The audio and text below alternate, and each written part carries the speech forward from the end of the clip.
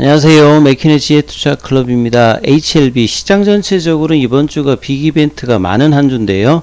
주가는 박스권 윗단이죠. 34,000원대 종가상으로 돌파하는 여부가 상당히 중요합니다. 내일의 투자 전략까지 한번 살펴보도록 하겠습니다. 자, 개장 전 미정시 흐름부터 한번 살펴보도록 하겠습니다. 나스닥 선물 같은 경우는 0.2%, 자, 다우와 S&P 선물 같은 경우도 0.20, 0.27% 강세고요. 중소형주 중심 러셀 2000 같은 경우도 0.25% 강세입니다. 자, 이번 주 시장이 이제 지난주에 이제 생산자 물가지수 지표가 나왔는데 생각보다 좀 좋게 나오면서 사실 이제 11월 말에 프로fik스 연구소 주최의 회의에서 제롬 파월 연준 의장이 이 금리 조절 관련되는 부분 이야기를 하면서 12월 달 좀 분위기가 좀 좋아지는 듯 하다가 상대적으로 이제 경제 지표 좋으면서 오히려 긴축 관련되는 부분들이 좀 더 이제 반대편으로 좀 이제 하면서 시장이 한 주가 좀 안 좋았는데요. 자, 이번 주는 결국 이제 CPI 지표가 나오면서 그 이어서 올해 마지막 이제 FOMC를 앞두고 있습니다. 그래서 지금 선물 같은 경우에는 좀 올라가고 있는데요. 결국은 이번 주에 이제 데이터 관련되는 부분들이 어떠냐에 굉장히 좀 중요한 어떤 흐름들에 나와 있습니다. 그리고 내년도 주식시장에서 가장 큰 위험 요인은 무엇인가? 도이치방크에서 이제 서베이를 했는데요. 몇 시까지 정도가 나오는데 지금 상위에 나와 있는 어떤 부분들 내용은 그림에서 보면 뭐 이런 내용들이 있습니다. 여전히 이제 올해도 압박을 했던 리세션 관련되는 부분들이 내년도에 좀 어떻게 되느냐. 그 다음에 예상보다 어떤 인플레이션 관련되는 부분들이 연준이 말하는 대로 좀 뭐 당장에 뭐 2% 내까지는 하지는 않겠습니다만 실질금리 마이너스를 하고 있는 이 인플레이션 관련되는 부분이 얼마만큼 좀 낮추어지느냐 이런 부분들도 좀 중요할 거고요. 그 다음에 긴축 관련되는 이 경기 관련되는 사이클들, 그 다음에 이제 뭐 그 올해 시장에 좀 많은 영향을 주었던 우크라이나 이제 러시아 관련되는 전쟁 관련되는 부분, 스태그플레이션 관련되는 부분들도 있고요. 자, 그 다음에 유동성 위기 관련되는 부분들도 있습니다. 그러면서 이제 수십 가지 내용이 있죠. 그리고 끄트머리에 이제 5%, 6% 쪽에 보면 중국이 이제 코로나 관련되는 제로 코로나 정책의 어떤 변경, 최근에 이제 지난주에 오늘도 마찬가지입니다만 국내에 대중 관련되는 소비주 컨텐츠 관련주들 강세가 나왔던 부분에서 시장 요인은 이런 부분들 한번 좀 체크를 해 두셔볼 만한 내용들이라고 보여집니다. 오늘 그리고 국내 시장에서는 보시게 되면 수급상에서 보면 지난주 후반하고 좀 다르게 또 외국인들이 큰 오늘 흐름은 없었어요. 뭐 거래량 같은 경우도 좀 그렇게 크진 않았는데 기관 쪽에서 이제 선물 쪽에서 좀 매도를 하면서 현물에서는 거래소 코스닥에서 조금 이제 혼조세 흐름이 수급상에 좀 나왔습니다. 그래서 전반적으로는 거래소 코스닥이 조금 다시 또 약화되는 어떤 모습이었고요. 원달러 환율 자체는 5원 90조 정도 올라가면서 수급상에서도 좀 압박 요인이 좀 있었습니다. 그리고 이제 뭐 상승 종목, 하락 종목 수에 비해서도 하락 종목 수가 훨씬 좀 많은 어떤 흐름이었죠.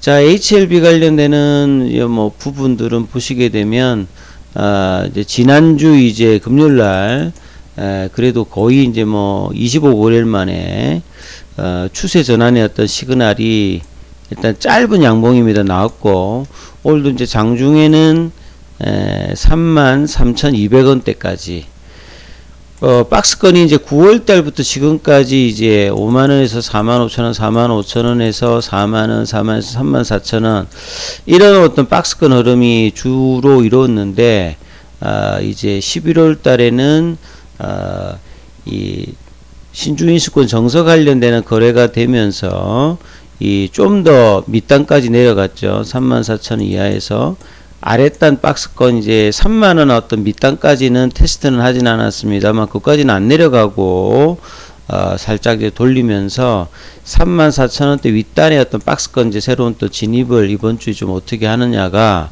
상당히 뭐 추세적으로 좀 중요한 어떤 흐름이고, 거래량은 여전히 그렇게 크게 많지는 않습니다. 오늘도 이제 공매도 관련된 매매 관여율이 17.44로 다시 좀 늘었죠. 그래서 공매도 관련되는 어떤 부분들이 11월 말에 조금 급격하게 늘었다가, 또 ADX 지표 자체는 지금 이제 전환 시그널이 아직 나오지 않았기 때문에 최근에 이제 이렇게 주가가 내려가면서 좀 올라갔던 부분들이 주가가 좀 반등이 지난주 목요일부터 금요일부터 나오면서 조금 이제 ADX 강도는 좀 약해져 있습니다. 그래서 양봉으로 전환하면서 추세가 이제 어떻게 좀 되는지 중요하고, 아직은 이제 물존에 그 슬로우 스토캐스틱의 어떤 침체존에는 계속 이제 있다, 이런 부분 조금 보셔야 되는 어떤 위치들이겠죠. 자, HLB 관련 기사를 좀 살펴보면요, 직접적인 기사보다는 이 표적항암제 시장 관련되는 부분인데요.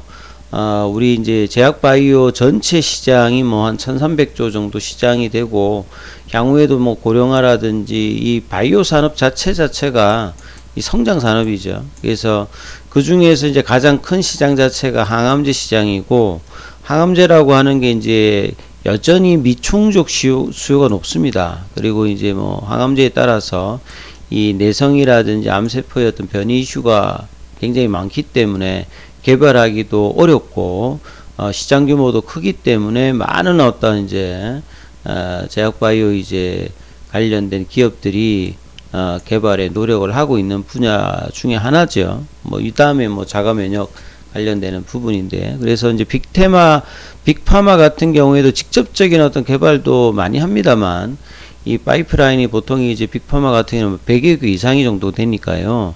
이런 부분들의 어떤 시너지 효과를 내기 위해서 개발사의 어떤 라이센스 아웃을 맺든지, 아니면 뭐 이퀴티 투자를 한다든지, 아니면 아예 이제 M&A 입장으로 이런 어떤 기술 도입을 하고 있는 입장이죠. 그래서 2026년도에 한 340조 정도의 규모 이룰 정도로 항암주가 계속 이제 올라가고, 그간의 항암제 어떤 변제사도 초기 이제 이 하강암제, 그 다음에 이제 1990년대 이후에 나왔던 이제 뭐 표적항암제, 그리고 2010년도 이후에 이제 본격적으로 나왔던 면역항암제 형태로 발달이 해왔죠. 하강암제 가장 뭐 부분들이 중요한 게 그 정상세포까지도 공격하기 때문에 부작용이 심했습니다. 그리고 이제 뭐 치료 효과도 뭐 큰 부분들도 있었지만, 2세대 이제 표적항암제는 이제 내성이라는 게 조금 있기 때문에 일정 기간 뭐 1, 2년 정도 쓰게 되면 그 내성이 있기 때문에 새로운 어떤 이제 또 형태의 치료제를 써야 되기 때문에 치료제 개발이 계속 좀 되는 어떤 입장이 있었고요. 면역항암제 같은 경우는 이런 내성은 뭐 극복을 하고 부작용도 1세보다 좀 작기 때문에 좋은 점이 있습니다만, 이게 반응률이 낮았기 때문에 기존의 1세대, 2세대와 이제 병용을 통해서 이 반응률을 높이는 어떤 형태로 많이 쓰여지고 있다. 그 중에서 이제 표적항암제 여러 타켓 중에서 대표적인 게 사실은 디롭신키나제 억제제에 관련되는 부분이거든요. 이걸 이제 세포 밖에서 하느냐, 세포 내부에서 하느냐, 뭐 리보세라닌 같은 경우에는 여기 이제 세포 안쪽에서 이제 기전을 가지고 있다, 이렇게 이해하시면 되겠죠. 그래서 뭐 국내 많은 기업들이 이런 항암제의 개발 가운데 있는 부분이 있죠. 그래서 HLB 생명과학은 리보세라닌, 타켓이 베제프2 이제 저에 관련되는 신생혈관 억제제 관련되는 부분이라고 보시면 되겠죠. 그래서 인디케이션이 HLB 생명과학 같은 경우에는 이 선양남성 관련되는 부분에서 뭐 이 식약처로부터 개발 단계 희귀의약품으로 뭐 지정을 좀 받은 바가 있고요. 또 선양남성 관련되는 부분들은 좀 미국 쪽에서도 이 혁신치료제 관련되는 부분 신청을 했기 때문에 이달에 이제 결과 여부가 또 나오고요. 선양남성 관련되는 부분 전체적으로 FDA에 12월에 이제 NDA 신청을 한다고 했기 때문에 남은 한 이제 2, 3주 동안에 어떤 제 흐름들이 나오느냐도 상당히 좀 중요할 겁니다. 이런 어떤 흐름들이 있고요. 그 다음에 이제 FDA 승인을 받으면 만사 오케이. 최근에는 사실은 이제 과거에는 승인을 받으면 이제 당연히 이제 상업화는 좀 쉽다 이렇게 생각할 수도 있는데, 특히나 이제 미국이나 유럽 쪽에서 이때 상업을 하게 되면 과거 같은 경우에는 뭐 유통사와 별도로 이런 부분을 진행했다라고 하면, 지금은 사실 이제 직접적인 판매까지 이제 국내 기업들도 많이 생각을 좀 하고 있는, 그만큼 이제 수익성이라든지 이런 부분이 중요하고요. 개발 능력만큼 중요한 게 사실은 판매 능력, 관리 능력이 중요하죠. 그래서 FDA 승인도 상당히 어렵습니다만, 승인 이후까지도 상용화 과정에서도 제대로 어떤 이제 현지사들과 여러 가지 이제 제약 판매 관련되는 부분들을 경쟁력을 갖춰야지만 시장에 진출해서 수익을 얻을 수 있습니다. 물론 뭐 초기에 치료제가 없는 상태에서 이제 효과 있는 부분들을 했을 때는 FDA도 승인을 빨리 해주고 바로 이제 매출이 올라가는 부분들이 항암제 같은 경우도 2000년 초반대는 그런 분위기였습니다만, 지금은 또 이런 어떤 흐름들이 있죠. 그래서 국내의 어떤 기업들도 상용화를 위해서 영유아를 갖춘 이제 본래 이제 빅파마들의 어떤 파트너사와 손을 잡아왔던 어떤 부분들이 이 직판화의 움직임들이 이제 많이 나오고 있습니다. 특히 이제 HLB 같은 경우에도 항서제약과 이제 감염주범의 병용요법으로 가난 같은 경우에도 미국의 어떤 100% 자회사 엘레바를 통해서 이제 직판을 합니다. 그러기 위해서 이제 과거 이제 다국적 제약사의 유통 판매 이런 어떤 임원을 지냈던 C레벨의 어떤 임원들도 영입을 하면서, 항서제약 같은 경우에는 글로벌 이제 50대 이제 뭐 제약사에 들어가기 때문에요. 나름 이제 마케팅 관련되는 부분들의 어떤 부분들도 있습니다. 그렇기 때문에 이런 부분들도 수립을 해서 상용화 이후의 과정까지도 좀 생각을 계속 좀 하고 있는 어떤 상황이다, 이렇게 보시면 될 것 같고요. 그 다음에 이제 보셔야 될 게 이제 내년도 결산기가 사실은 경기 둔화 이런 것들 때문에 상당히 좀 중요합니다. 자, HLB 이런 기사가 있는데요. 2분기, 3분기 뭐 적자, 그럼 좀 걱정이 될 수 있는 어떤 내용들이긴데, 이자 보상 비율이란 말은 쉽게 말해서 이제 벌은 어떤 영업이익 가지고 기업들이 이제 부채를 지고 있는 거에서 이자를 얼마만큼 낼 수 있느냐. 근데 이제 3분의 1 정도가 이 한계 기업이다, 이런 내용이 있죠. 그래서 HLB 같은 경우에는 3년 연속으로 영업 적자 관련되는 부분이 있습니다. 요거는 좀 구체적으로 좀 살펴봐야 되는 부분들이, 이게 코스닥 기업 같은 경우에는 이 부분들이 상당히 중요한데요. 앞서 말씀드렸듯이 연결 기준으로 보게 되면 매출액 같은 경우가 이제 영업이익 관련되는 부분이 이렇게 적자입니다. 그래서 4년 연속 이제 영업이익이 적자면 관리 종목 지정이 되는데, 코스닥 기업 같은 경우에는 연결 기준으로 보는 게 아니라 이 별도 기준으로 이 부분을 판단하시면 돼요. 그래서 별도를 눌러 보시면, 올해는 지금 보시게 되면 FA의 인수합병 관련되는 부분으로 재무적인 어떤 구조가 개선되었기 때문에 별도로 따졌을 때는 플러스 상태입니까? 플러스 상태를 3분기 정도까지 나왔고, 4분기에도 뭐 이 기조는 특별히 바꾸어지진 않거든요. 그래서 이 부분에 대한 내년 결산기 때 크게 뭐 우려하실 상황은 아닌 것 같습니다. 물론 이제 4분기 이제 관련되는 부분들이 내년 초에 나오겠습니다만, 이 기조에서 특별히 이제 벗어나지는 않을 걸로 보여지기 때문에 그 관련되는 부분은 크게 이제 뭐 문제가 없을 것이니까 이 부분 좀 참고로 하시면 될 것 같고요.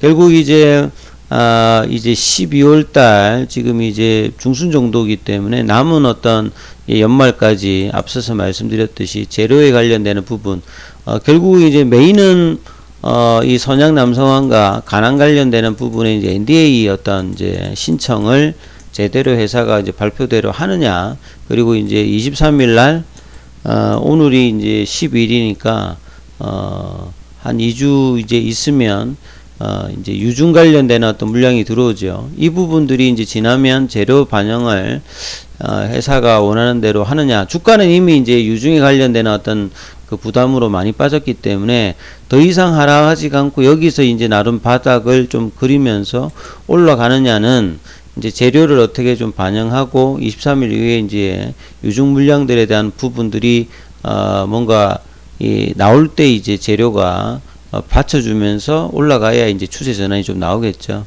월봉상의 이제 패턴상으로는 이제 쓰리바닥을 만드는 어떤 흐름인데, 여기서 이제 쓰리바닥을 만든다고 할 때도 보면 월봉상에 거래량이 늘어야 이제 확실하게 이제 올라가는 흐름이 나오기 때문에 계속 이제 유동성 공급 관련되는 부분들이 주가에서도 거래량이 어떻게 되느냐를 계속 봐야 되는데, 가격은 이제 이미 이제 9월달 이제 고점 대비해서 거의 뭐 반토막 수준 비슷하게 지금 내려온 가격이니까 어떻게 이제 가격을 형성하면서 도는지가 이제 가장 중요하기 때문에 이번 주도 이 부분들을 중점으로 보시면서 투자 대응 전략 삼아 보시기 바라겠습니다. 여기까지 하겠습니다.